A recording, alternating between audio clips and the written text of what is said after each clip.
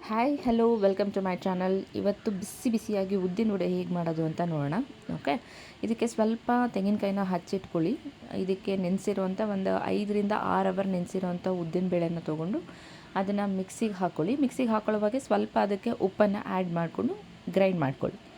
And ಇದಕ್ಕೆ ರುಬ್ಬಿದ ಮೇಲೆ ಸ್ವಲ್ಪ ಹಚ್ಚಿದಂಥ ಹಸಿಮೆಣಸಿನ್ಕಾಯಿ, ತೆಂಗಿನಕಾಯಿ ಏನು ಹಚ್ಚಿಟ್ಟಿಟ್ಕೊಂಡಿದ್ವಿ ಅದು, ಮತ್ತು ಸ್ವಲ್ಪ ಕೊತ್ತಂಬರಿ ಸೊಪ್ಪು, ಉಪ್ಪು ಎಲ್ಲನೂ ಹಾಕಿ ಚೆನ್ನಾಗಿ ಮಿಕ್ಸ್ ಮಾಡ್ಕೊಳ್ಳಿ.